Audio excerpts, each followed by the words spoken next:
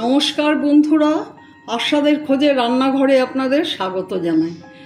আজ আমি আম দিয়ে সর্ষে দিয়ে আচার বানাবো। আমি আম এরকম ছোট ছোট করে কেটে সারা রাত নুন হলুদে ভিজিয়ে রেখেছিলাম। এবার এর থেকে অনেক জল বেরিয়েছে, সেই জলটা চিপে ফেলে দিয়ে রেখেছি। তার জন্য উপকরণ নিয়েছি সাদা সর্ষে, আমি লাল সর্ষে দেবো না বেটে, সাদা সর্ষে। আর এখানে জিরে, ধনে, মৌরি, মেথি আর শুকনো লঙ্কা, কালো জিরে একসাথে ভেজে গুঁড়ো করে রেখেছি। আর ফোড়নের জন্য এখানে নিয়েছি মৌরি, মেথি, কালো জিরা, লাল সর্ষে আর ধনে। আর এখানে নিয়েছি হলুদ আর শুকনো লঙ্কার গুঁড়ো।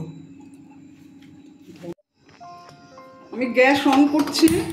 প্রথমে সর্ষেটা ভেজে নেব, আর অন্যান্য মশলাগুলো ভেজে গুঁড়ো করা আছে। এখানে সব রকমের মশলা আছে, আগেই বলেছি। এখন আমি শুধু সর্ষেটা ভেজে নেব। কড়াইটা গরম হলে সর্ষেটা দেব। দেখুন, সারা রাত জলে ভিজিয়ে রাখার জন্য, নুন হলুদে ভিজিয়ে রাখার জন্য জলেতে আমি দিইনি এক ফোঁটাও। এর থেকে প্রচুর জল বেরিয়েছে আম থেকে। আমগুলো অনেকটা মেয়ে গেছে, অনেকটাই নরম হয়ে গেছে। এখন আমি সর্ষে দিয়ে দেব।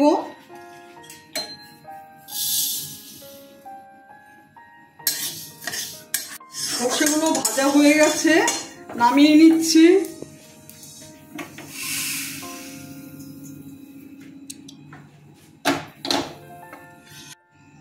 গ্যাস অন করে দিচ্ছি।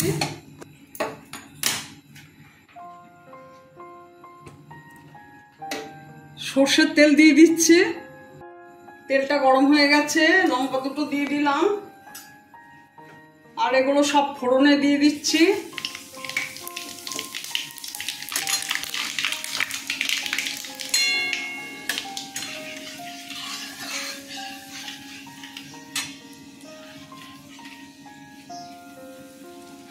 সর্ষের গুঁড়োটা দিয়ে দিলাম,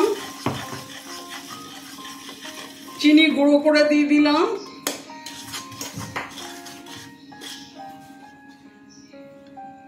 নুন দিলাম,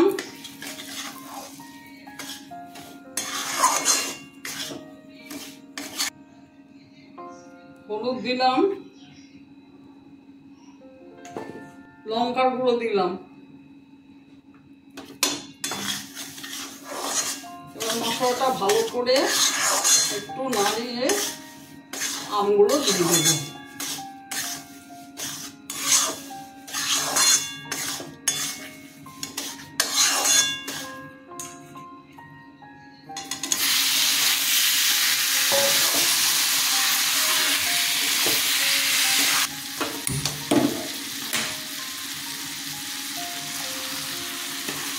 চিনিগুলো দিয়ে দিচ্ছে।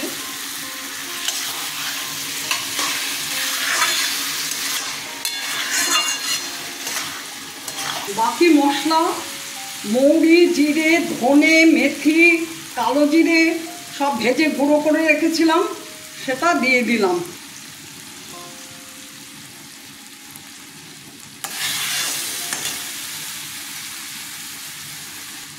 আমি দেখুন সোডিয়াম বেনজয়েট দিচ্ছি।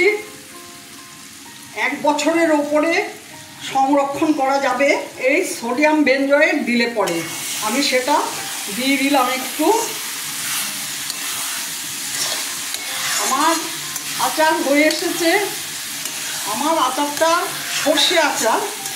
আপনাদের যদি আমার ভিডিওটা ভালো লেগে থাকে, প্লিজ একটা লাইক, শেয়ার ও নতুন বন্ধুরা অবশ্যই সাবস্ক্রাইব করে দেবেন, সাথে কমেন্টস দেবেন। আপনারা ভালো থাকবেন, সুস্থ থাকবেন।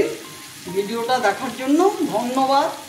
আমি একটু পরে আচারটা নামিয়ে নেব। আমার আচার দেখুন এরকম হয়েছে।